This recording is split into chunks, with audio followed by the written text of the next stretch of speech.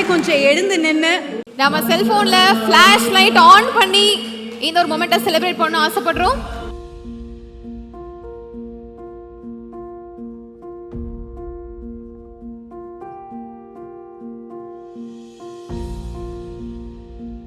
Indian awards தான் வந்து ரொம்ப பெருமைப்படுது அப்படின்னு சொல்லலாம். இந்த அவார்டை வழங்குவதற்கு கூடவே ஒரு சர்ப்ரைஸான ஒரு விஷயம் வந்து நாங்கள் வழங்குகிறோம்.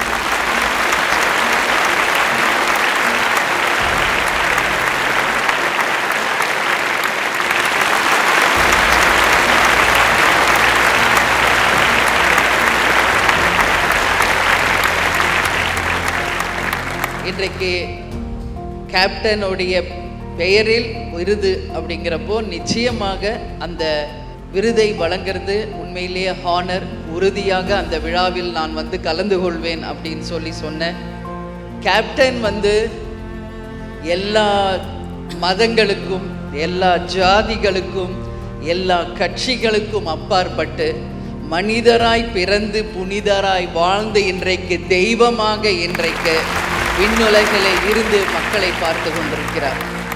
அந்த வகையில் கேப்டனை பொறுத்த வரைக்கும் எப்பொழுதுமே மதங்களுக்கு அப்பாற்பட்டவர் என்பதில் நீங்கள் இன்றைக்கி சிம்பாலிக்காக அந்த ஃபோட்டோவை கொடுத்துருக்கீங்க. கேப்டனை நான் திருமணம் செய்து 1990 வீட்டுக்கு வந்த பொழுது முதல்ல போய் சாமி ரூமில் விளக்கேற்றுவோம். அந்த நாள் தான் எப்போ எனக்கு நினைவுக்கு வருது. அப்போது அந்த சாமி ரூமில் நான் பார்த்தப்போ 3 கடவுள்களையுமே ஒன்றாக அந்த சாமி ரூமில் நம்ம வச்சுருந்தோம். அதாவது கேப்டனுடைய ஒவ்வொரு பிறந்த நாளைக்கும் நீங்கள் பார்த்தீங்கன்னா 3 கோவிலுக்குமே போவார். சர்ச்சுக்கு போவார், தர்காவுக்கு போவார், இந்து கோயில்களுக்கு போவார். அவர் கொடுக்குற உதவிகளுமே அனைத்து மதம் அனைத்து ஜாதிக்கு பாகுபாடு இல்லாமல் கொடுப்பார். அந்த மாதிரி ஒரு உதாரணமாக வாழ்ந்தவர் கேப்டன். கேப்டன் மறைந்த அன்னைக்கு ஒட்டுமொத்த மக்கள் லட்சக்கணக்கான மக்கள் வந்து கேப்டனுக்கு அன்னைக்கு வந்து அஞ்சலி செலுத்தினாங்க. அனைத்து மக்களுக்குமே நான் வந்து தலைவணங்கி இந்த நேரத்தில் என் நன்றிகளை அவங்களுக்கு தெரிவிச்சுக்கிறேன். அதனால் 1ஆம் ஆண்டு நினைவு நாள் உங்களுக்கான அது நாள்.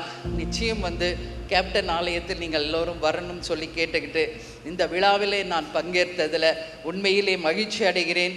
உங்களுடைய பணி சிறக்க வேண்டும் என்று என் வாழ்த்துக்களை இந்த நேரத்தில் நன்றி அம்மா.